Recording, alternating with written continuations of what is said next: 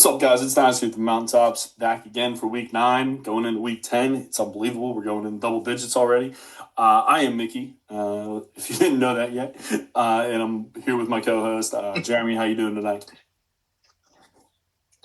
Doing fantastic, man. How are you? Glorious, man. We're getting into the meat and potatoes, man. We're getting into the down and dirty here of fantasy season for sure, because we got, 4 weeks left until it's time to talk about playoffs. So that's kind of crazy.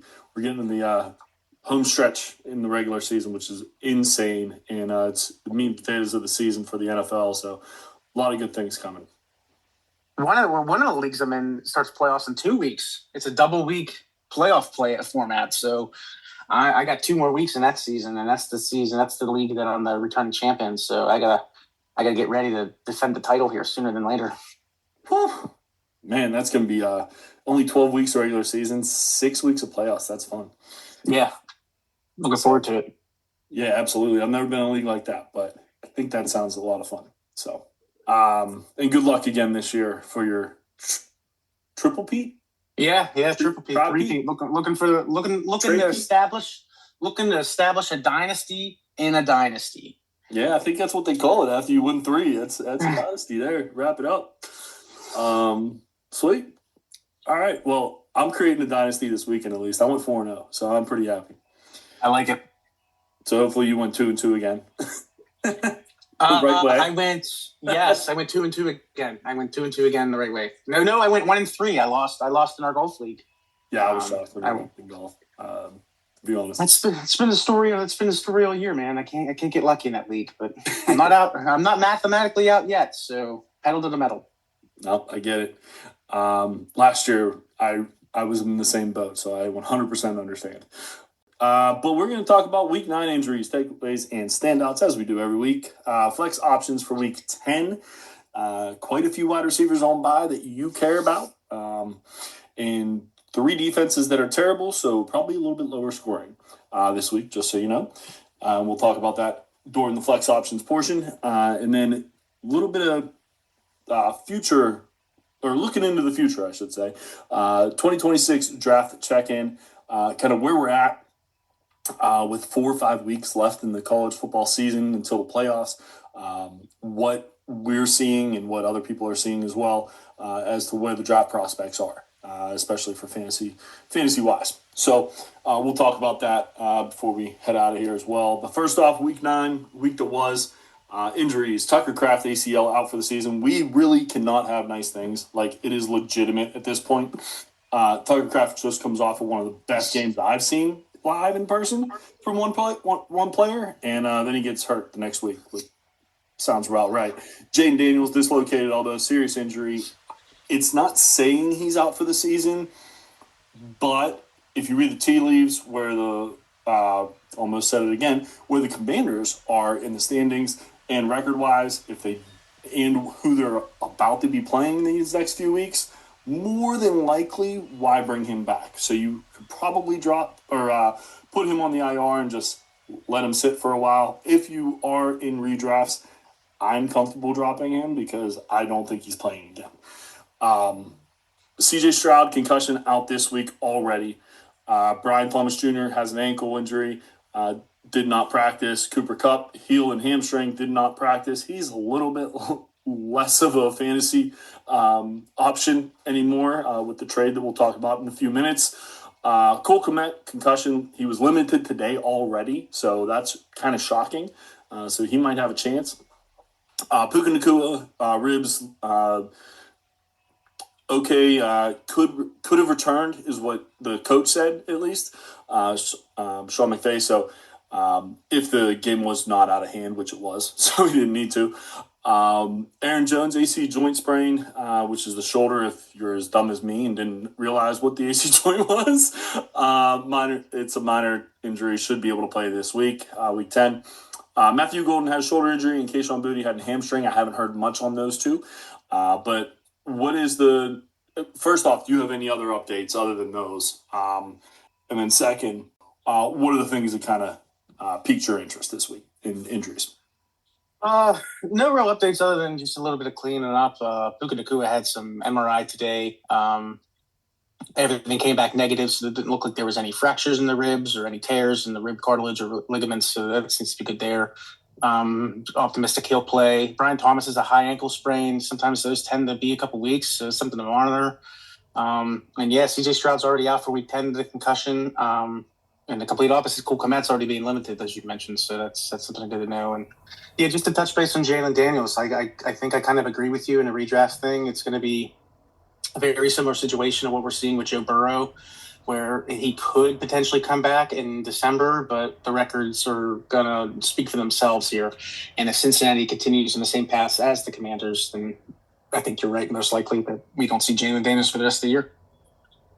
Yeah, I mean, I could be wrong, so obviously if you want to keep me, you can, but everything that I'm hearing throughout the podcast other podcasts I listen to and things like that, other people I listen to and follow, they're kind of saying the same thing. Like, they're going through a gauntlet from what it sounds like, coming up against teams that are pretty good. They are consistently hurt this year and have no run game really.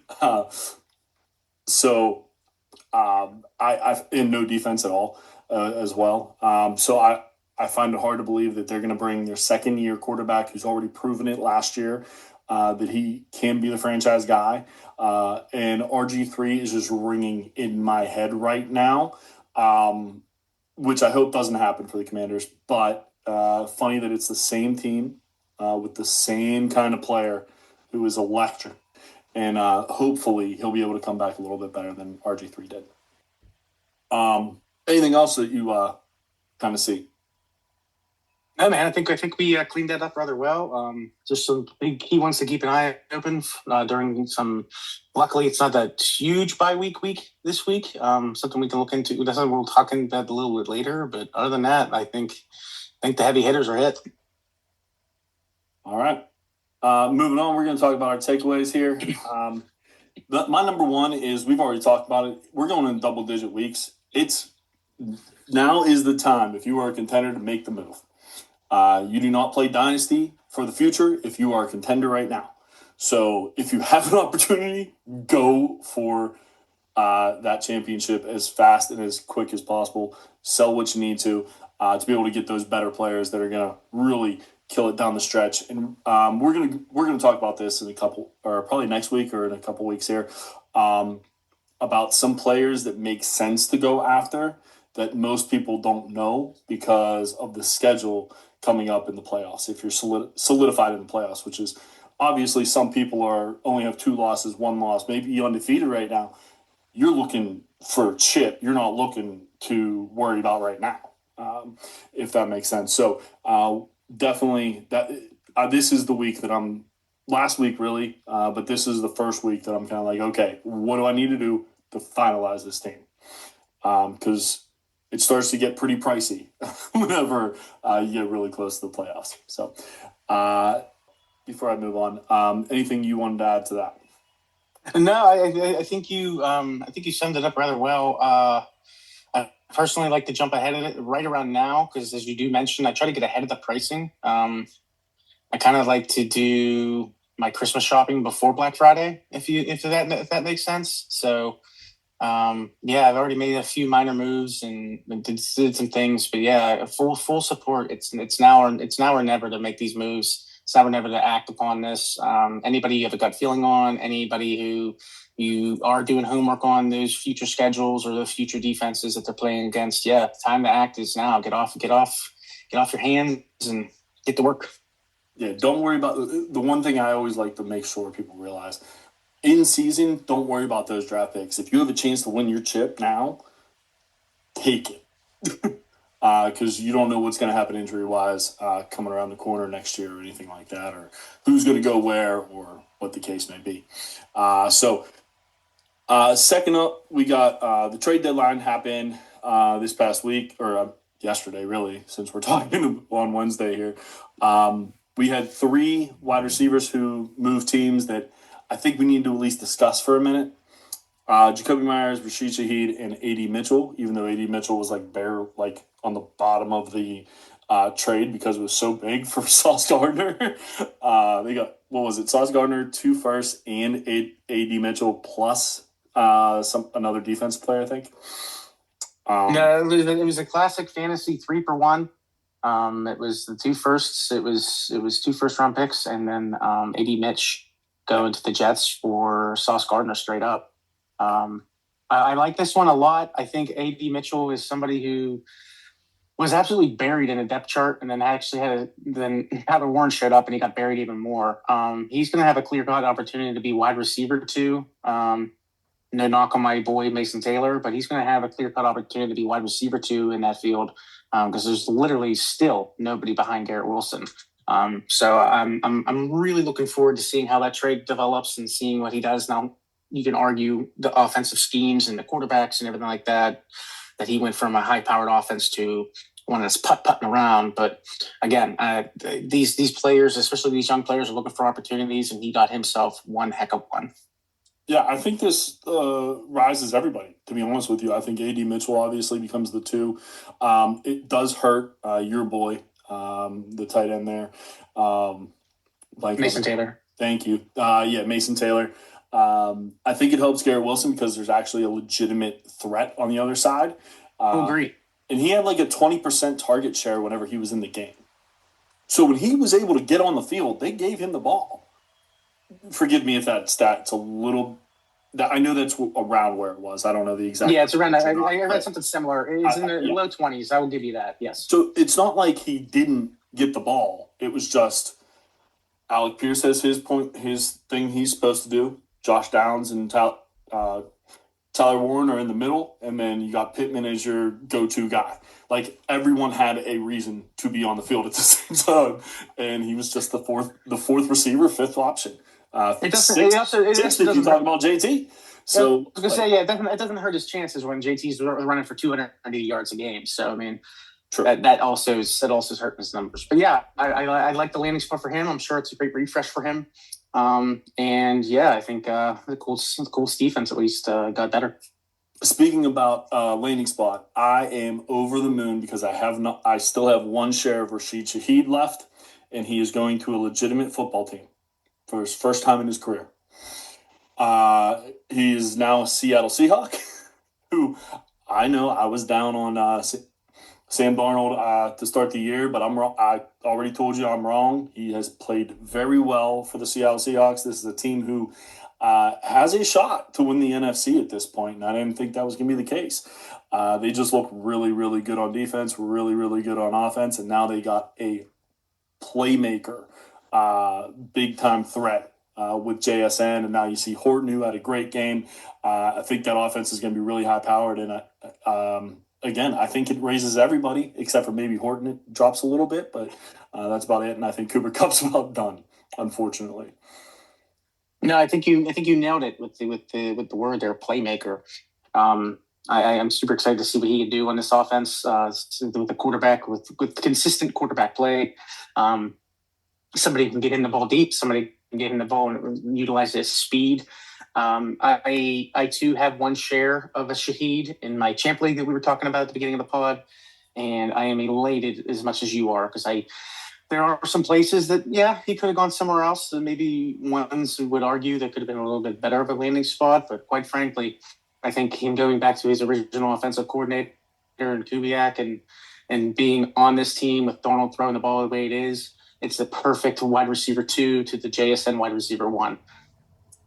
Yeah, and one more thing with that is last year he was over 15 points for the first 4 games of the season. He got hurt in the 6th game. But I believe those first 4 games were with Derek Carr. They were, so yes. A legitimate quarterback. So no hate on Rattler, who I still do think is going to be fine. No hate on Shuck, who we haven't really seen. But they are not legitimate like Carr was and Darnold is. So, and he was going 15 points a game minimum. In those first 4 weeks. So really excited. Clint Kubiak it was Clint Kubiak, I believe, yes. Their offensive coordinator last year as well, or the play caller last year for the Saints. So he's jumping into an offense that he knows really, really well. Very excited about that. And then the question that everyone had was why Jaguars did you pick up Jacoby Myers when he could have went to so many better places, like the lovely city of Pittsburgh. But I digress. You seem a little biased there. You seem a little biased from where he could have went. But no, Well, I understand. I understand the homerism. But I like this. Yeah, I like this. I like the spot for him. It tells me that Travis Hunter is a little bit more banged up than they wanted to admit. ACL is intact, like we talked about last week, but still, they're going to lose Travis Hunter, and they needed to have this. From what I'm hearing, Parker Washington's going to remain in the slot, so this is going to give Jacoby on the outside with Brian Thomas. So I'm interested to see how those two gel and how Jacoby Myers handles himself in the Jaguars offense. Yeah, I mean, I don't know about Brian Thomas, too. Diami Brown's hurt. Like, their top 3 wide receivers were hurt, so I understood the short-term thought process in this. And not saying that Jacoby Myers and Diami Brown are anywhere near the same kind of player, because even I'll say Jacoby's better than Diami. But I think there's a little bit more to the Travis Hunter injury than people were leading on, to be honest. Because you don't trade. I mean, I know it was a 4th and a 6th, but you don't necessarily trade for one of the top wide receivers on the trade block, really, when you already have 2 top guys. And he's technically a rental, and that's something that was one of the reasons why he moved. I mean, unless they can get him signed to some type of longer extension here, it's a rental. So we'll see. We'll see exactly how it goes. Yeah, absolutely. But that's going to be a fun offense if Trevor Lawrence can get them the ball. And if they're all healthy, obviously. But yeah, those were the big trade deadline moves. There were some defenses who think they got better. We'll see. But they're on a bye this week, Dallas Cowboys. So we'll see about that. But you had one other thing you wanted to talk about, and it is historical. Yeah, historical. I wanted to give a shout out. We here at Dynasty the Mountaintops like to highlight pretty much any aspect of fantasy, and there are some leagues out there that enjoy their kickers in fantasy. And quite frankly, we need to give a rare shout out to a kicker. Longest field goal in NFL history was 68 yards officially as of last Sunday. Kicked by kicker Cam Little on the Jacksonville Jaguars, ironically enough, back into the Jags, against the Raiders last week. It cleared the crossbar by, I want to say, a couple more yards, but it broke the previous record of 66 yards held by name redacted of the Baltimore Ravens. Okay, jokes aside, it's Justin Tucker. But and this goes. I think this goes into play into the ball situation that I was mentioning a couple weeks ago. The NFL changed the rules in preparation, and now these kickers have K balls. They normally would get 3 kicking balls, brand new kicking balls, at the beginning of the game that they would have to break in. But now they got 60 kicking balls at the beginning of the year, and they utilize also those 60 kicking balls throughout the year. So they're able to break in those during practice. They're able to break in those during the game. And the rule change allows the kickers to break into the game balls, like I said, much longer period, creating greater distance and more consistent performance. So that's being shown right there. And if we can recall, Cam Little hit the 70-yard field goal in preseason. So do the math. That's a 7-point swing if you're counting yards per points in our kicking and standard kicking aspects. So that definitely is a good swing. That 68-yarder was a good swing, a good 6.8-point swing. Yeah, no, absolutely. I don't know if you saw, but the very next night, Brendan Aubrey, who most people say is the best kicker in the game right now, I think Cam Little has something to say about that as well, but right now, Brendan Aubrey's that dude. He had an opportunity. He missed like just a few feet outside left, I think, went wide left, but he had so much leg. It was insane.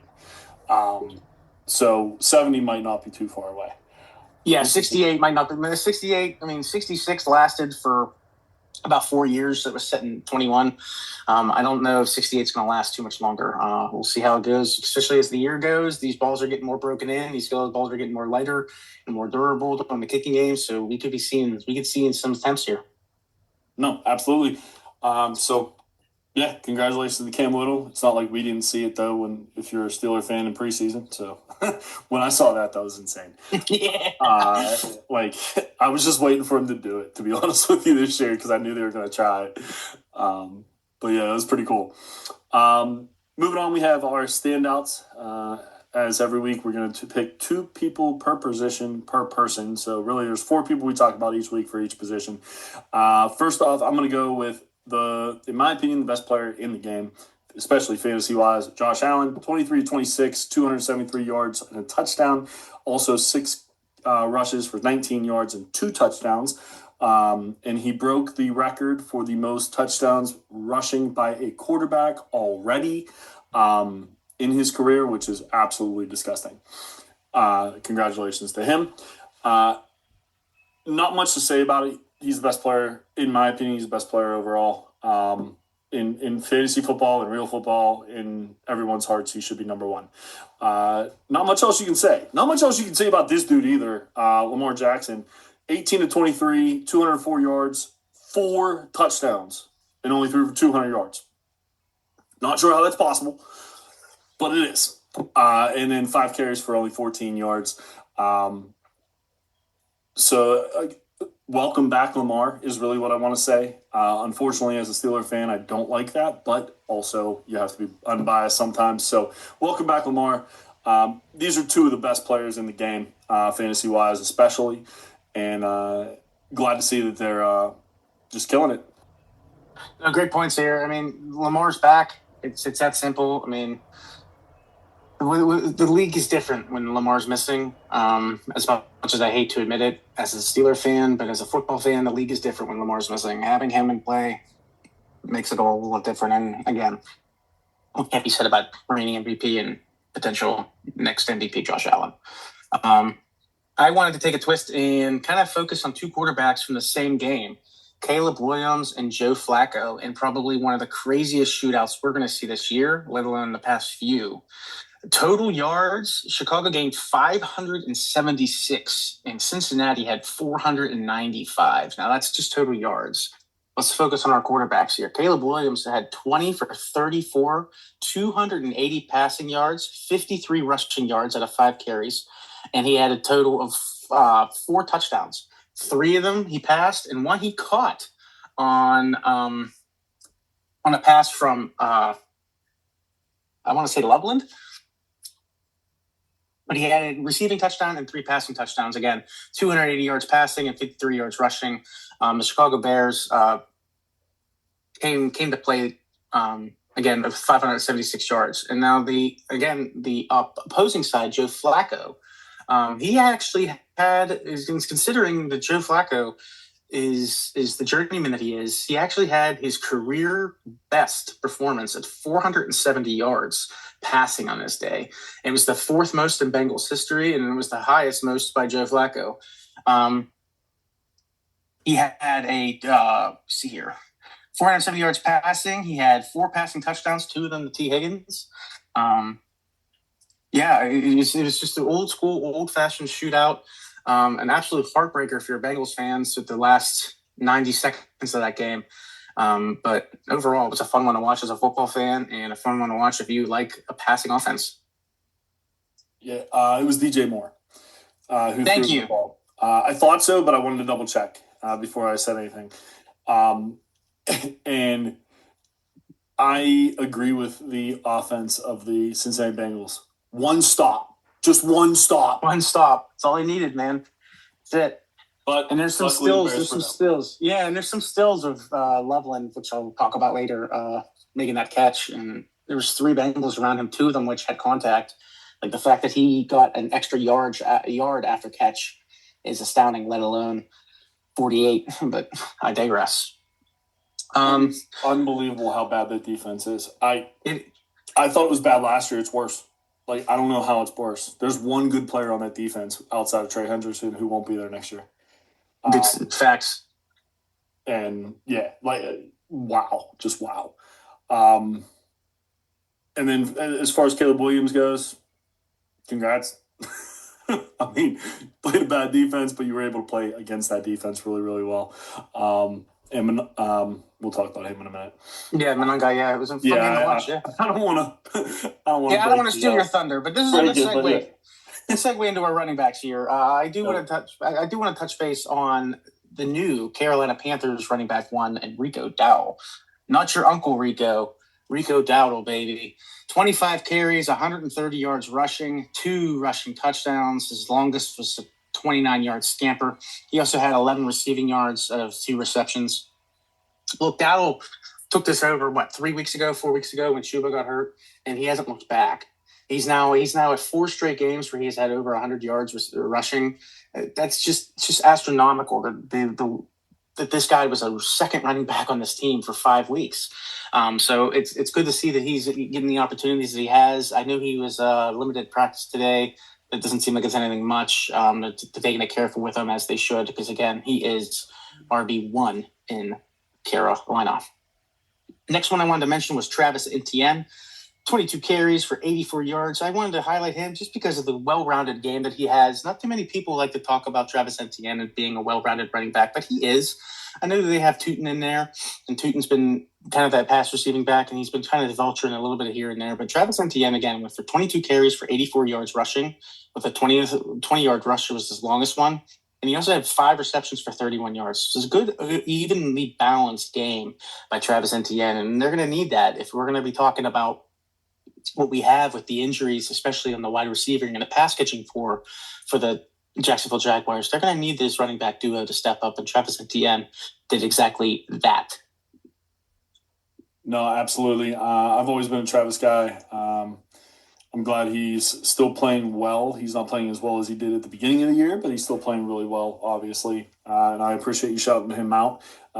As a closet Clemson fan, I love hearing the Clemson guys playing well, especially that team. So, well done there. As far as Rico goes, I don't think you said this, but so he has been the starter and the major ball carrier in 3 games. 3 games with 20-plus touches. He's averaging 31 fantasy points per game. I did not say that's an insane stat. That is crazy. And those are the only 3 games that he was the feature back. Right. That's what I'm saying. He was sitting there all season.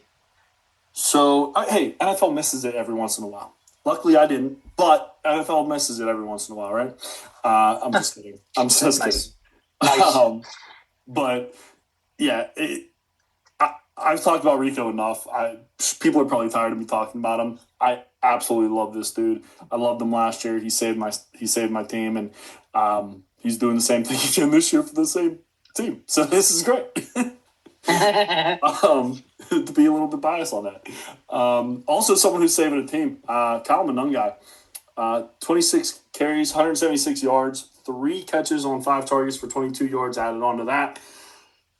198 yards all-purpose. Welcome to the NFL, Rook. Incredible day. Yes, Swift was out this game, so when Swift come back, I don't think he loses much, but it might be a little bit extra carries for Kyle Monungai because, he did this. Everything I'm hearing shouldn't change too much, but maybe a little bit more of a split backfield, closer to a split backfield. That's what I was trying to say. Also, Jaylen Warren, 16 carries for 31 yards and 2 touchdowns. Yeah, 31 yards, nothing to write home about. The big thing about this, 2 touchdowns, his first rushing touchdowns of the year. So finally, if you've been riding Jaylen Warren, you got in the end zone, finally, even though it was one of his worst games of the season. He also had 2 catches. We don't have to talk about the yards because that was -2. But, yeah, rough. But defense was playing so well that they didn't really have to worry about anything else, it seemed like. So, yeah, Jaylen Warren, off of one of his worst rushing appearances, still had one of the top 10 finishes in fantasy on the day, which with those numbers makes no sense to me. But that's the case. No, I like the Jaylen Warren call. Finally, you got in there. I'm a big Jaylen Warren fan. I was a fan of them beginning of the year. I did not like the Caleb Johnson draft. I'm all in on Jaylen Warren. So, I mean, I don't have any more stocks of him, but to see that he got a touchdown was valuable. And then Kyle Monungai, again, I didn't want to steal your thunder too much from that shootout game, but that was a fun one to watch. It was a fun breakout game for him. Yeah, Bengals defense is terrible. Yeah, their defensive line is porous, but the dude came to play and just like what we were talking, just like I was talking about with Rico Dowdle, you never know what those running back twos are capable of doing. And if Ananga was able to come out and do that type of performance, there's just not a way that I see him not getting at least 40 to 50% ball share, especially with Swift being limited. Yeah, I mean, Swift was playing really well, top 12 back in the NFL prior to this week because of the injury, but it's going to be hard for them not to put Kyle Monangai on the field at least. And it's fun to say his name too, so hopefully he keeps balling. Wide receiver, I have Drake London, 9 catches on 14 targets, 118 yards, 3 touchdowns.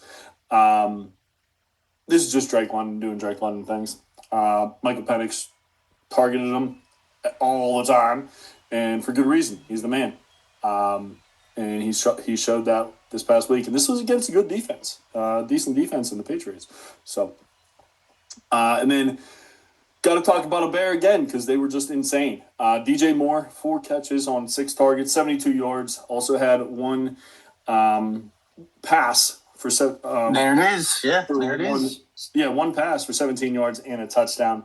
And if you listened to our podcast last week, I'm going to throw this out here just for a little plug. I believe he was my number 1 flex. Double checking. Yeah, he was my number 1 flex because the Bengals defense, if you played Roma Dunze, that was at your own risk. I told you that he was going up against one of the best cornerbacks in the game and that you wanted to use one of the other guys. Unfortunately, some people don't listen to me. Wifey, sorry. But she doesn't listen to me ever, so it doesn't really make a difference. But but yeah, you got a goose egg with Brown, knowing that DJ Turner was on him. But DJ Moore came to play and was one of the top 10 for the week. Yeah, fun game, man. A really fun game. And I'm glad you did have that stat that he was the one who passed the ball because that was going to eat at me. So great call on that. My wide receiver is going to be one of my absolute favorites in the league. It's going to be Puka Nacua. 7 for 8 for 95 yards. One of those was a 39-yard touchdown catch. He was averaging 13.6 yards per catch. Like, he can't be uncovered. Like, and he didn't even play the full game. As we mentioned earlier, he left the game and he could have came back in, but he didn't. So that's not even a full 60 minutes. And he is, again, and that was coming off of an ankle injury. So if we're seeing numbers like this from Puka, unhealthy, I'm looking forward to when he can get fully healthy. Another one that I'm so glad that I can throw on this list is Marv Harrison. I have been waiting for him to come out, and he finally did. Now, for those that didn't know, Marvin Harrison Sr., he came out and said how awful it is for him to watch the Arizona Cardinals offense. And now, that was during the Kyler Murray era, if you will, at the beginning of the season, prior to Jacoby Brissett. And Jacoby Brissett came out and threw 10 balls to Marv Harrison, 7 of which were caught, again, for 96 yards. He had a receiving touchdown. Longest one was 20-yard catch, and he, too, averaged about 13.7 yards per carry. So it was great to see Marv Harrison get on this list. And with the news of Kyler Murray going on IR, this is something that something to monitor. If he has a good connection and has good chemistry with Jacoby Brissett for these next four-ish weeks, we could see something really well. Yeah, no, absolutely. I think he's one of those guys, if you target him early, you can target him often. If he doesn't get in the game early, he kind of gets out of it, it feels like. Because when he gets targeted in the first quarter, peppered in the first quarter, he seems to have a really, really good game. Being a Kyler Murray fan and also raving about Marvin Harrison Jr. last year, I was pretty excited to see this. Even though Kyler Murray's not playing and is quote-unquote on IR, it's nice to see that Marvin Harrison broke out. This is going to help Trey McBride as well, which is a great thing for the Cardinals because if those two guys can ball with the way the defense kind of was playing, especially against a high-powered Dallas offense, it's going to be fun to watch that team. And Brissett was getting them the ball, for sure, 100%. So I'm going to use it. Go ahead. Go ahead. No, I'm going to use this as a transition here because why not? Let's keep talking about the Cardinals. I'm going to transition this into my tight end core. Trey McBride, you mentioned him. I want to continue to. He went 5 for 9 for 55 yards. He also got himself a touchdown, a 12-yard touchdown catch. Averaged 11 yards per carry, or 11 yards per catch on that, and his longest one was 19 yards. So Trey McBride also getting involved with Jacoby Brissett. Again, 9 targets, 5 balls caught. And then the other tight end I wanted to mention is somebody who we've already mentioned a few times in this pod just because of how fun that game was Colton Loveland, tight end, Chicago Bears, 6 for 7, 118 yards receiving, including a 58-yard game-winning touchdown catch that I referenced earlier. It was one of 2 touchdowns on the day for Colston. 58-yarder was his longest one for that touchdown catch that nobody decided to tackle him, and he was averaging at 19.7 yards per catch. So I went with a little bit more of an offensive, heavy tight end front here. But yeah, Trey McBride and Colton Loveland had one heck of a game. No, absolutely. I love the fact that – actually, I hate the fact because I'm not a Bears fan, but every single position we had a Bear because how many points they scored in that game. Interesting. Yeah, good call-up. Yeah, and Trey McBride, one of my favorite players in the league as well. So can't say enough good things about him. Like I said, with Marvin Harrison Jr., if they're able to get this stuff going with both of these guys and the way Brissett's throwing the ball, wheels up on the Cardinals, even though they're in the bottom of a really, really tough division. However, you talk about 2 good tight ends, really, really, really good tight ends. I'm going to talk about the GOAT. Brock Bowers, 12 catches on 13 targets, 127 yards, 3 touchdowns. He is back for the first time since week 1. He is healthy, and he showed you how good he can be with over 40 points in his return. He also had 1 carry for 6 yards, but just absolutely insane. I think he was around 46 points in most leagues, especially with premium, but definitely over 35, probably over 40 in your league, which is absolutely insane. What a day, and welcome back, Mr. Future GOAT. Dalton Kincaid, 6 catches on 6 targets, 101 yards, and a touchdown. You go 6 for 6 as a tight end, that's pretty good, especially when you're hogging up the middle of the field. And 100 yards for a tight end, also a good day. So I wanted to give him a shout-out. He's by far the number 1 on this team, like we thought he was going to be last year. He is this year. And Josh Allen keeps targeting him. So I love to see that. Yeah, man, bro, 3 touchdowns. Just like Drake London, like you mentioned, 3 touchdowns for Brock Bowers. You can't beat him. When you have a tight end that is producing at stellar, not just average, but stellar wide receiver type numbers, it's almost a cheat code. So it's great to see Brock getting involved. And not only that, now they traded away their only actual real option at wide receiver. If you have Brock Bowers, just be happy. So we're going to move on to our flex options here because, like I said, it's a little weird of a weekend, I feel like, for buys. But we have the Cincinnati Bengals, Dallas Cowboys, Kansas City Chiefs, and Tennessee Titans. 3 of the worst defenses in the game. So you might actually see some actual defense played this weekend. But for our purposes, for the Cincinnati Bengals, you're losing Joe Flacco, Chase Brown, Jamar Chase, and T. Higgins, who had a day, and we should have probably reached out or shouted him out as well. Dallas Cowboys, Dak Prescott, Javonte Williams, CeeDee Lamb, George Pickens, Jake Ferguson. Kansas City Chiefs, Patrick Mahomes, Isaiah Pacheco, who I know didn't play last game. I don't know how long he's out for, but I want to talk about him real quick. Kareem Hunt, Rashee Rice, Xavier Worthy, all those other receivers that you may have to play in your flex. Travis Kelce as well, obviously. The actual GOAT right now. And then Tennessee Titans, Cam Ward, Tony Pollard, Tajay Spears, Calvin Ridley, who was injured, Taviri Dyke, and DK, and LA Manor. I know it sounds like a lot of people for the Tennessee Titans, but it's because they're all flex options, it feels like. None of them are really great, but they're all flex options, so you have to talk about each one. So with all of those players, especially 2 of the best wide receivers in football, being out this week, we have some options for you. Jeremy, if you want to hit your number 5. Number 5, I went a little bit rogue on some of these ones because I'm trying to dig deep because we have some injuries going and everything in between. But I'm going to go with one of the guys who I like, Ollie Gordon, running back out of Miami. I find him as a good flex option because he offers high value, short yardage, and goal line touchdown potential. And they're going against a Buffalo defense that has allowed exactly that. And he did get banged up in the last game, but he is showing 0 to no restrictions. He's off of crutches. He's not on crutches. He's not in a boot or anything. And just the week prior against the stout Atlanta defense, he had 46 yards rushing on 10 carries and 20 receiving yards on 2 catches.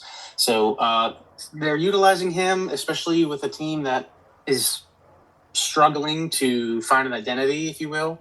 So yeah, I'm going to go with Ollie Gordon to throw in there for a change of pace back, complimenting Devontae Chain. I love that pick. We're both big Gordon fans, but I'm an enormous A-Chain fan. But when he's off the field, Gordon has succeeded in his role. I like that pick. For me, number 5, usually I go with whoever's playing whatever defenses are against, but usually I use the Cincinnati Bengals and Dallas Cowboys, to be honest with you. So it was a little bit harder this week. But if Kayshon Boutte is out, the next man up is going to be Demario Douglas. He had a great game last week. When Kayshon Boutte went out for the New England Patriots. They're playing the Buccaneers defense, which is about middle of the road, so that doesn't really help you too much. But he had a really nice week, like I said, and I think he's going to continue. He's a veteran presence, and Drake May is just finding whoever's open is how it kind of seems like right now.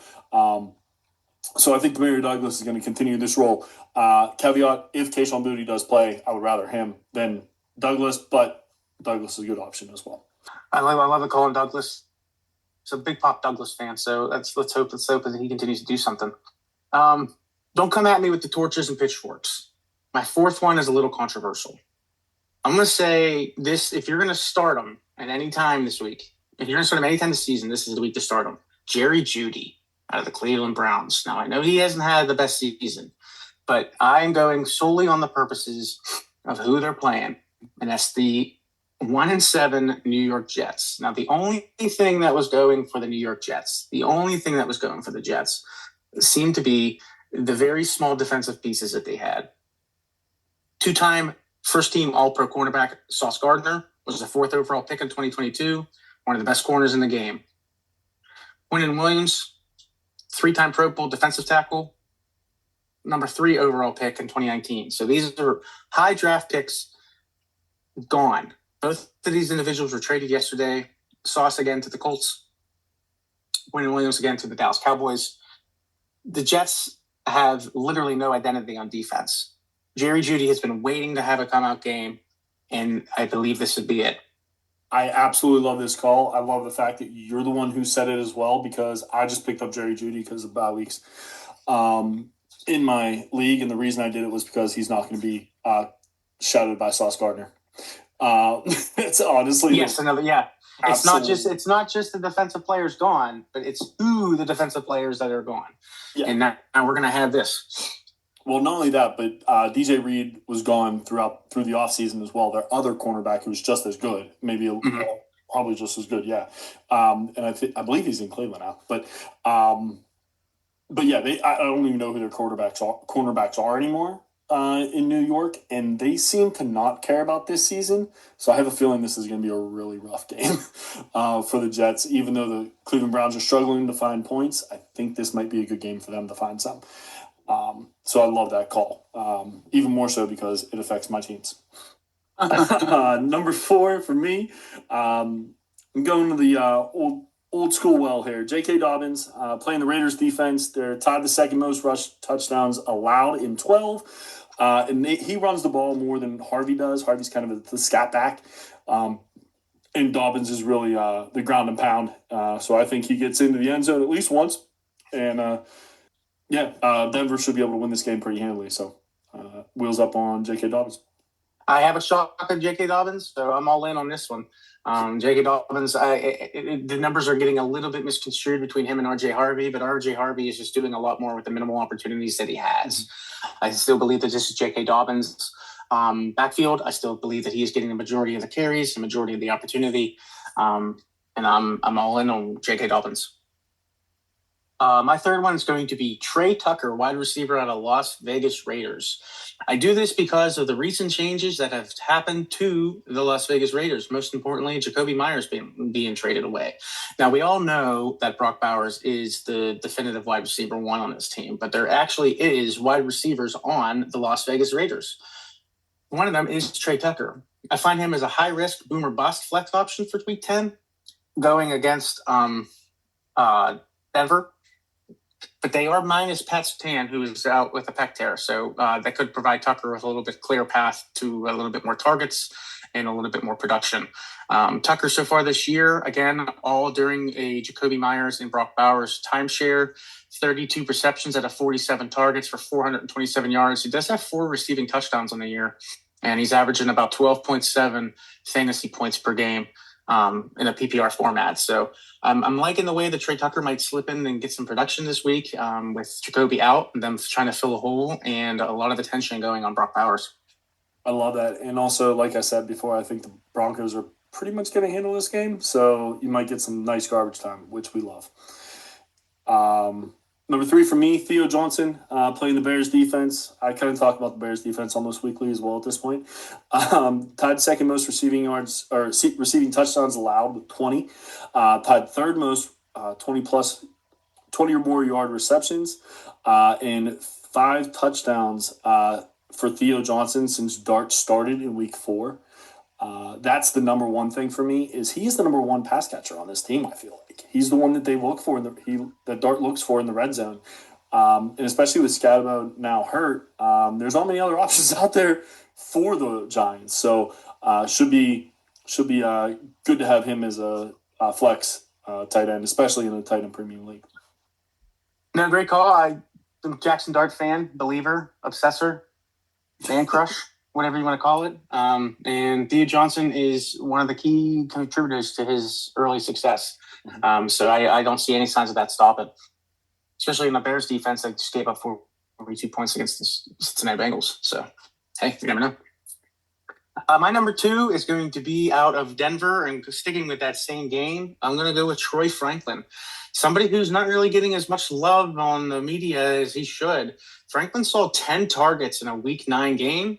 80% of the offensive snaps.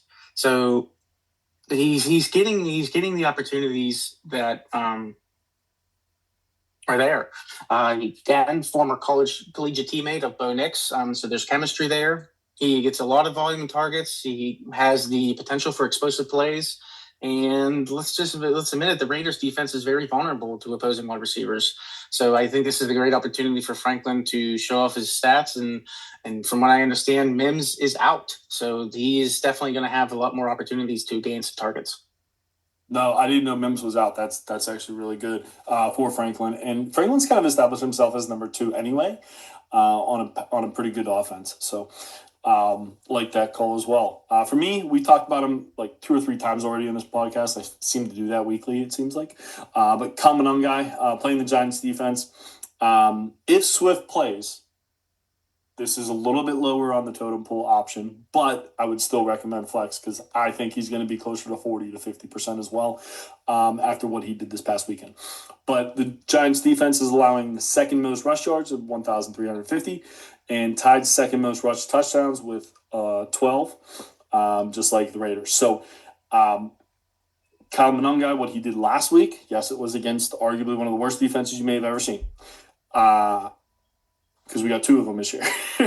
But maybe 3 of them because of his Bears defense too. But he's not playing a much better defense with the Giants, which everyone talks about how good the defense is, but it really hasn't come to fruition. It's more of a pass rushing defense. So I think they're able to be run on. So again, if Kyle Monungai is the starter, wheels up all day. If not, he's still a nice flex option for you. Monungai I was able to get a share of him just last week, right before he broke out, and thank goodness because the value of him is through the roof. And again, like we've mentioned, I can't see him not getting a substantial amount of carries with or without Swift, just based off of 176 rushing yards last week. So he's in good hands, and I anticipate a lot of Monungai. My number one is going to be Chris Olave, wide receiver out of the New Orleans Saints, simply because his fantasy value has improved significantly with the talk of the Rashid Shaheed trade that we talked about earlier. Unlike Vegas, Chris Olave doesn't have a tight end that is vulturing all of his targets. Yes, I don't want to downplay Johnson, but let's get real here. Chris Olave is the clear number one target now that Shaheed has been moved to Seahawks. So far in the year, you got to understand with the shaky quarterback play that they've had and the inconsistencies and who they've had starting. He's played all 9 games. He has 55 receptions, 560 receiving yards, and 3 touchdowns, averaging about 14.2 PVR points. So, yeah, I'm going to go wheels up on Chris Olave. I do anticipate all of his numbers to increase this week with Shaheed out and of him being the main primary target and a focal point in this offense. Yeah, absolutely. I mean, there's nobody else to take the ball from him. Like, he might have a 30-40% target share if the Saints are smart, especially with the way their season's going. So, and the way Alvin Kamara's playing too. So, wheels up on Chris Olave. This might be the only week we get to say flex for him, but I love it. For me, my number one is Jameson Williams this week. The offensive coordinator said they need to get him more involved last week. That came to fruition with a nice day. So he proved that he wanted to do that and actually did it. A lot of people don't do what they say in football, so it was nice to hear that. And then he's going up against a team that is allowing the most receiving yards in the NFL in 2,417, the Commanders. Tied 4th most receiving touchdowns allowed at 19, tied most 20-plus yard receptions with 34. Has the most 40-plus yard receptions with 9. We're in week 10. That means 1 a week. And if you're going to pick somebody to have a 40-plus yard reception, who are you going to pick on this team? Probably J-Mo. Because he is the deep threat. So he's not the best wide receiver on this team, obviously. They have Amon-Ra St. Brown. But when he gets the ball, he does some magical things with it. And I expect them to do it again this week. So those are 10 options that you have. Hopefully you have those on your team and you can pick from them there. Now we're going to move a little bit even more forward than just a week and look to next year's draft. 2026 draft check-in. You're going to notice that a lot of the names that we talked about originally and that a lot of people talked about originally have actually absolutely fallen from the face of the earth. Such as Drew Aller, who's now injured for the year. Cade Klubnik fell apart. Garrett Nussmeier fell from where people thought he was. He's still relevant, but not as much, and we'll talk about him in a minute. But just so many names that kind of came up in the quarterbacks, kind of like a Jaden Daniels did 2 years ago, where he wasn't really being talked about, but all of a sudden he just had a great year and moved into that front echelon. So we'll talk about these guys.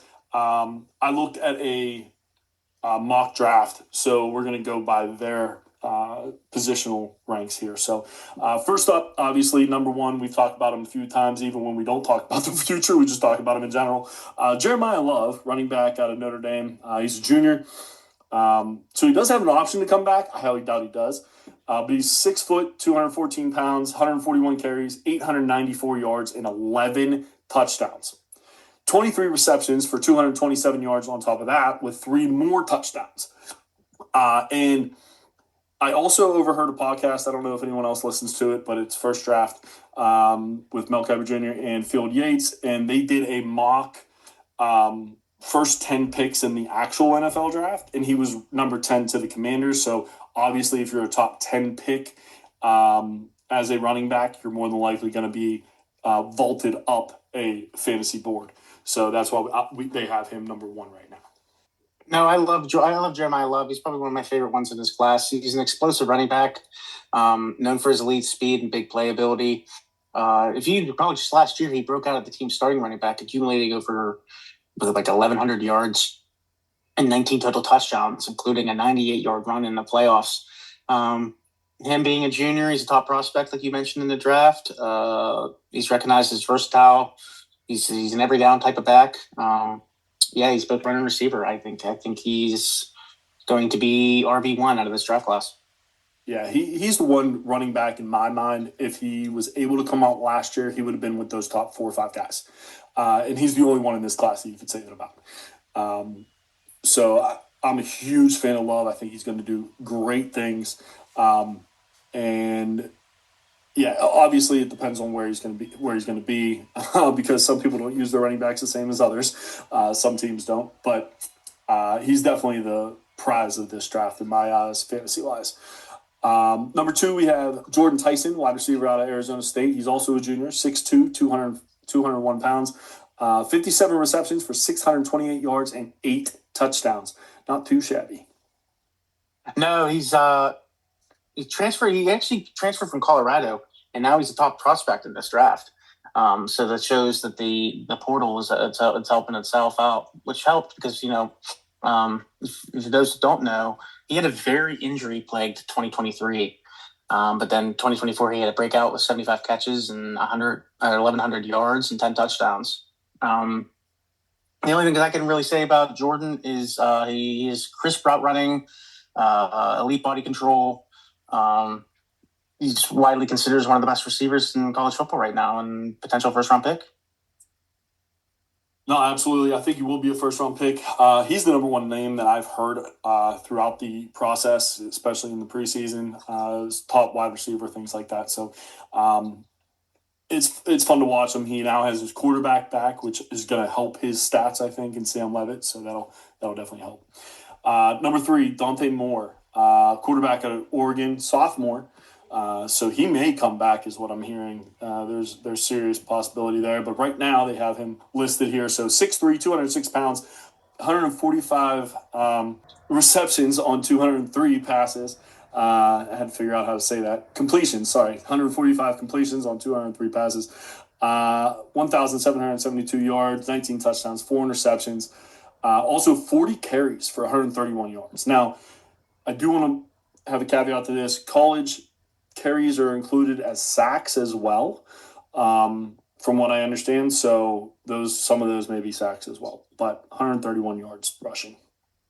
Yeah, it's still impressive considering, like you said, some of those are yards lost on sacks. So you got 131 yards positive. Let's take it. He is one of the best passers in the nation. Like you said, he had 1,700 yards and 19 touchdowns. I'd like to see what he'd like to do. I know he was a portal user. He transferred out of UCLA after his freshman year, but he's definitely improved. Going to Oregon, improved his poise and efficiency, and not only a front runner for any type of NFL draft prospect, but he's also good. He's also going to be in the Heisman contentions. Yeah, he's one of the probably top 3 guys in the Heisman. I agree with you there. But the thing I see is the 19 touchdowns to 4 interceptions in the Big Ten. Yeah, some people say the Big Ten might be top heavy, whatever. But defenses are in the Big Ten.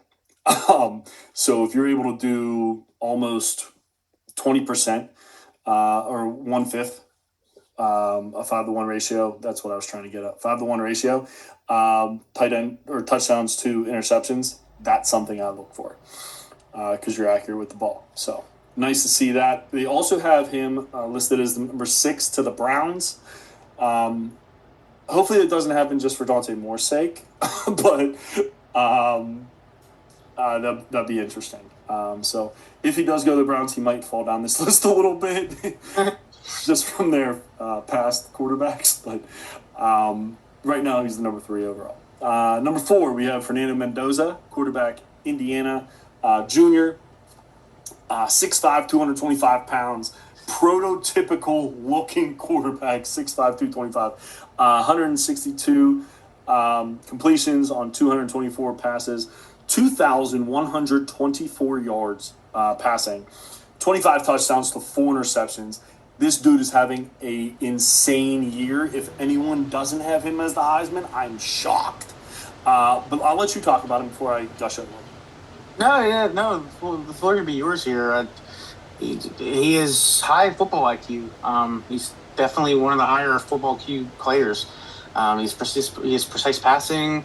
Um, he's proven history of leading Indiana, and Indiana's one hell of a team this year. So gush away. Yeah, no, he looks like the best player in football. Right, I mean, flat out, he looks like the Heisman Trophy winner.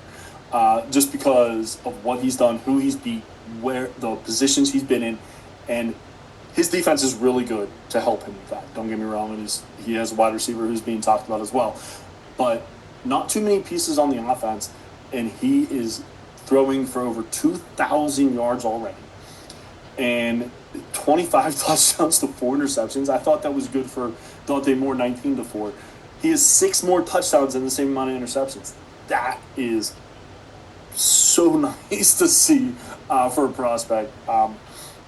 And him and the coach are basically double-handedly putting Indiana on the map as an actual football school when it's been a basketball school for so long. So I absolutely love seeing teams that aren't typically in that conversation jump there, and he's one of the reasons why Indiana has done that. So absolutely love him. Won't be surprised when he's the number 1 pick overall in the draft, as they have it right now in that mock draft going to the Saints. So number 5, we have someone I actually talked about at the beginning. One of the names we thought we were going to be a little bit higher, Garrett Nussmeier, quarterback, LSU. He's a senior, so he's coming out. 6'1", 205 pounds, 176 completions on 267 passes, 1,806 yards, 12 touchdowns, 5 interceptions, 27 carries for 140 yards, and 5 touchdowns on the ground. That's pretty impressive as well. What do you got for Nussmeier? You said he's coming out. He definitely is. He's redshirt senior quarterback. He chose to come back in 2025 rather than entering the draft last year. Trying to get a title and everything, but now it's just absolute disarray in LSU with Chip Kelly being fired and everything in between. He is a gunslinger, another one with a high football IQ. Unfortunately, he's running into the complete opposite of what he wanted to have happen in this 2025 campaign. I do believe that he's going to be someone who bounces back, say, combine-ish, and puts this 2025 season to bed and shows how capable he is of being an NFL quarterback. No, yeah, absolutely. And I do like the 5 touchdowns with him on the ground. That's pretty nice to see. But the 12-5, that worries me a little bit. I was never high on him, but I'm also not a Brian Kelly fan, so when he got fired, it kind of made me a little bit happy for Garrett Nussmeier, but we'll see. Lenore Sellers, another player who we originally thought was going to be one of those first 3 picks in the NFL draft. Quarterback out of South Carolina, sophomore. So I'm hearing that if anyone's coming back, it's going to be him. And probably transferring if South Carolina can't get him more on the offensive side, especially protection. But he's 6'3", 240 pounds, 124 completions on 201 passes, 1,536 yards, 7 touchdowns, 5 interceptions. Those numbers look a little bit low because he was hurt a few times. Again, rough offensive line around him. So 117 carries, 158 yards, 3 touchdowns as well. So he had some injuries this season, but he's definitely on pace to come close to what he had in his standout season last year, where he threw for 2,500 yards. I mean, so he's about 1,000 short on that. He did significantly decrease his rushing yards. He had about 674 last year to 158 presently. He did have some inconsistency and struggles this year, as you mentioned, and the offensive coordinator being fired. I'm sure that's all going to affect him. I don't want to bury the guy here, but like you mentioned, he is one of the ones that had potential at the beginning of the year to be a top 3 guy and not necessarily having the year that he wanted to have. Yeah, in fantasy circles, he was actually the darling, the guy who everyone thought was going to be the 101. That's who you're trying to get if you're tanking, because he has all this potential. He can't throw the ball. He runs like a madman and can do that.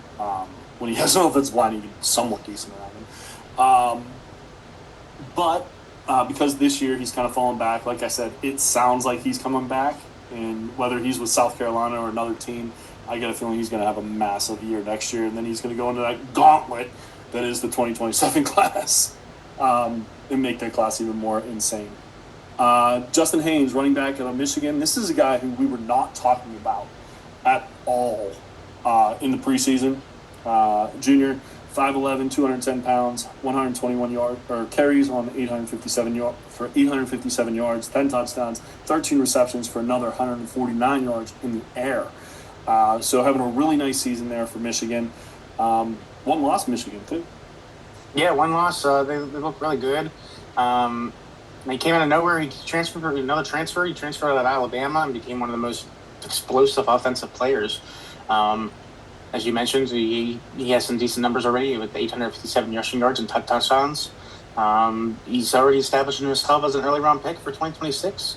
The only thing we have to keep an eye out, though, is the foot injury that he had against Michigan State, which required surgery. So that might obscure some of his stats. But overall, he's definitely shown potential, and I do believe he comes out. Yeah. And is he currently injured now? Like he's going to be out for a while, or you know that?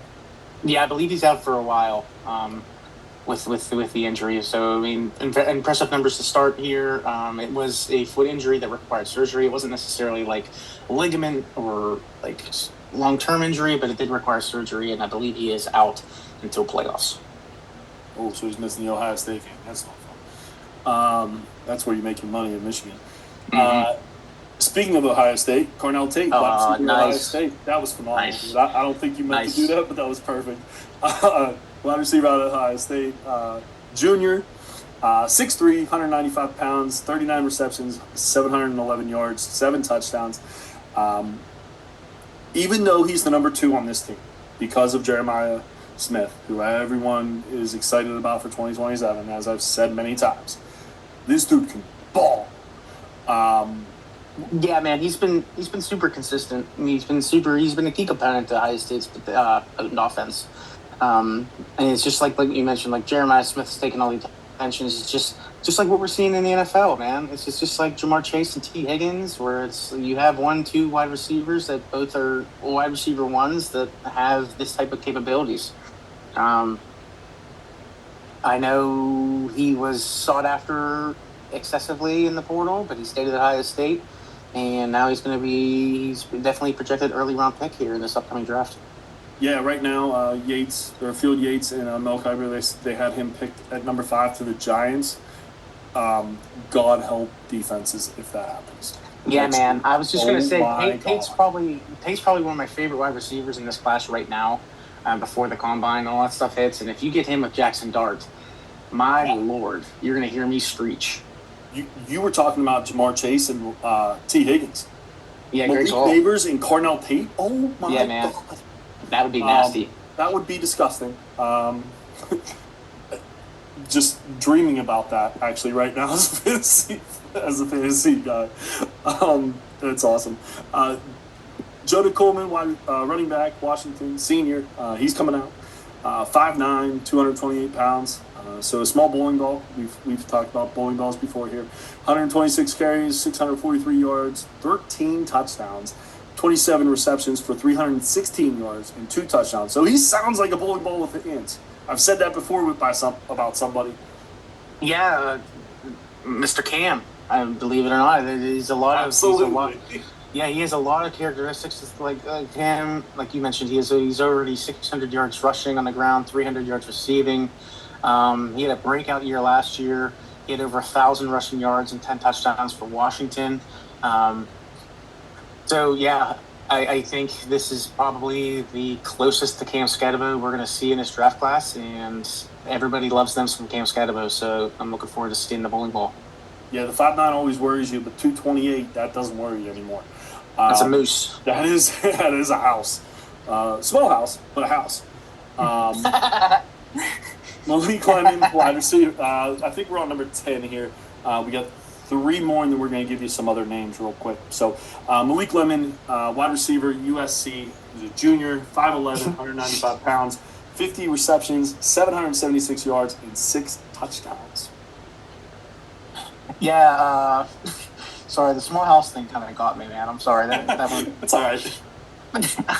Another one that had a breakout 2024 season and looking to continue into 2025. His dynamic skills for both the slot and special teams have made him a crucial part to USC, and is going to make him one heck of a piece for teams to draft in the upcoming draft.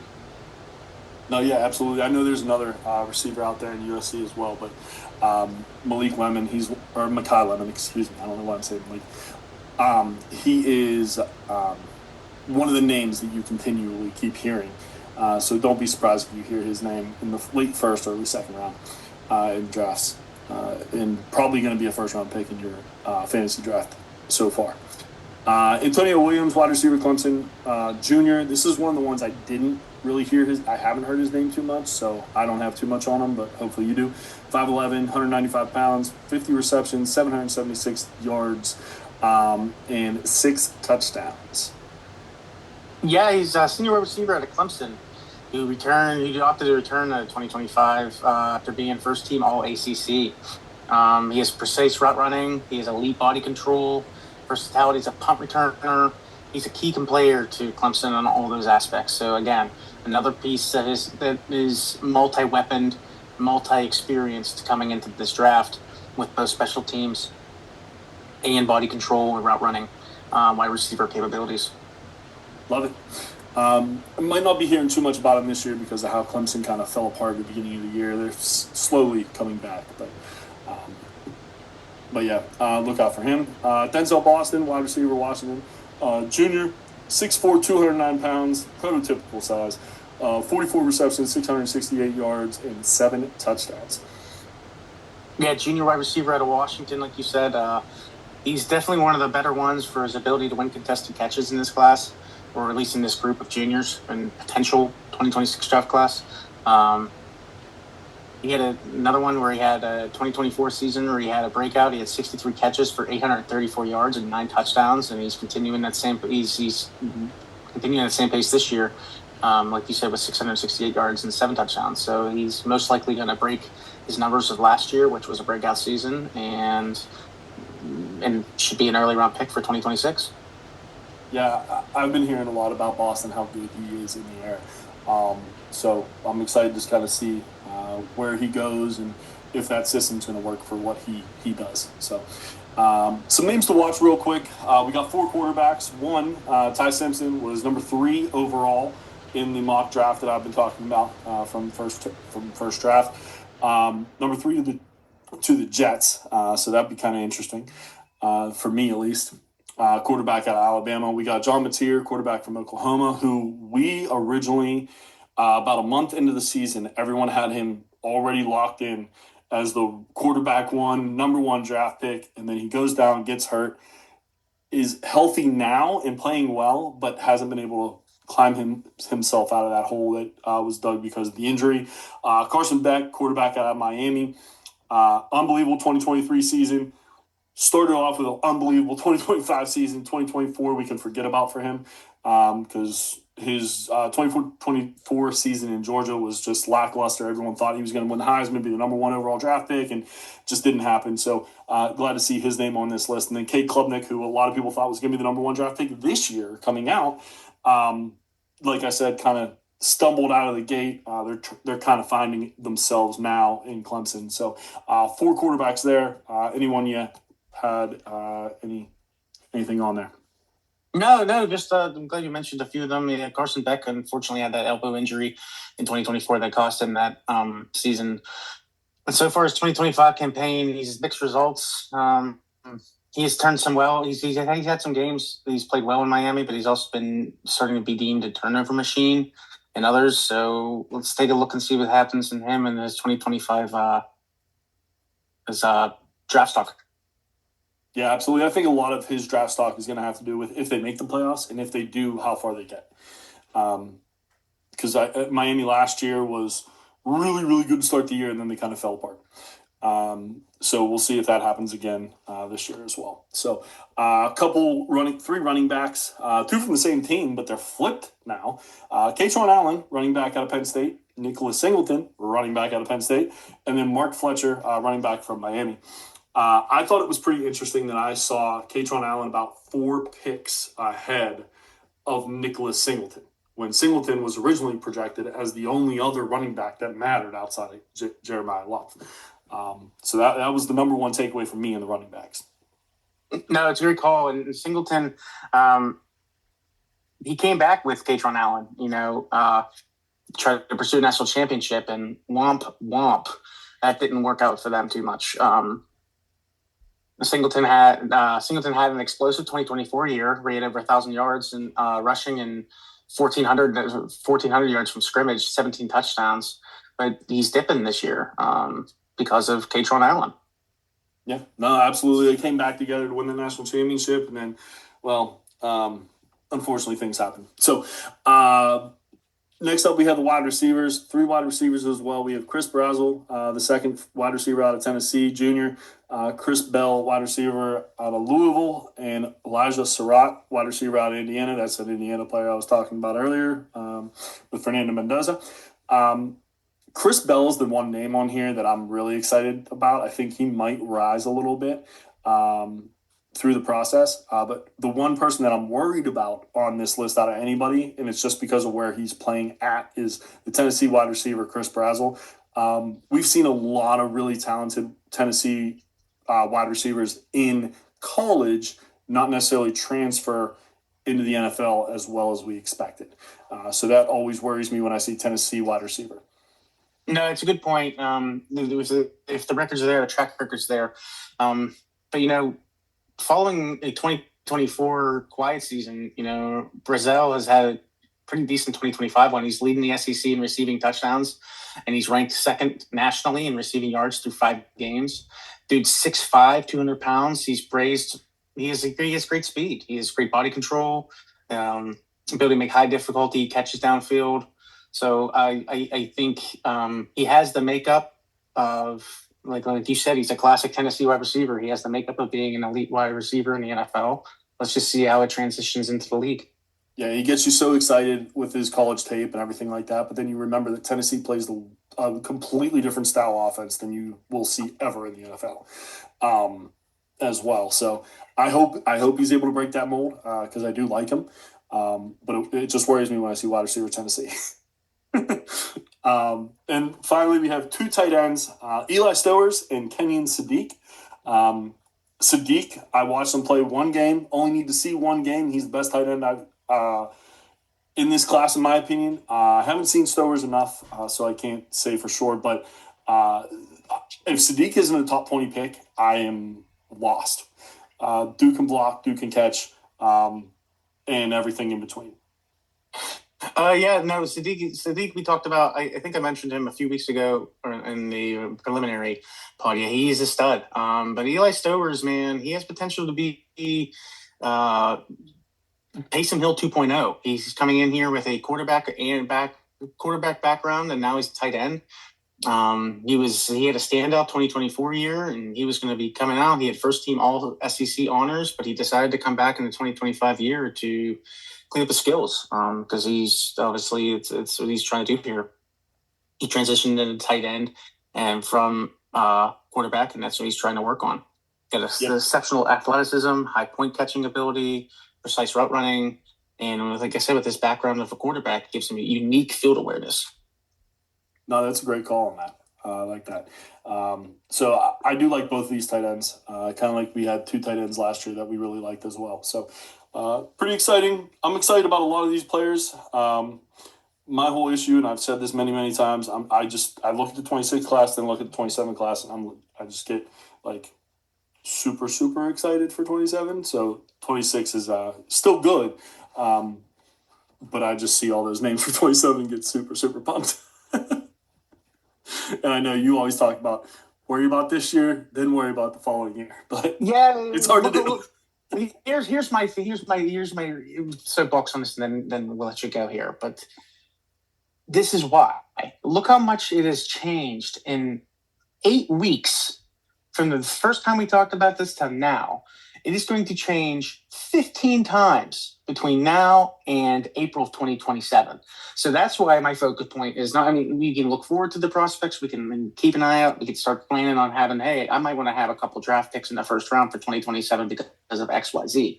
But let's get through 2026. Let's see exactly what these next group of guys are coming in here. I'll see what they can do. I always appreciate you keeping me grounded on that. Thank you. I'm still excited for 27 though. But next week we're going to talk about trade deadline. First off, sorry. Was there anything else you wanted to talk about before we head out? No, man, no. I think you were right to head us home here, sir. All right. So next week we're going to talk about the trade deadline. And when I say trade deadline, I mean how these players did that we were talking about, and also your trade deadline if you have one. Unfortunately, if you do have one, it's rapidly approaching. We got to figure out who to get to win. And that's what we'll talk about next week. Listen to us on Podbean, Apple, and YouTube. Also, our socials on Blue Sky and X at dynastymttops. Email us, dynastymttops@gmail.com for any comments, show ideas for the summer or now, doesn't matter. Or if you think we're absolutely insane about who we're talking about for college and you have some other players, I'd love to hear that as well. Always good to talk about whatever we talk about on the podcast too. But for Jeremy, I'm Mickey. This has been Dynasty for the Mountaintops. You guys have a great week. Good luck. Thanks a lot, guys.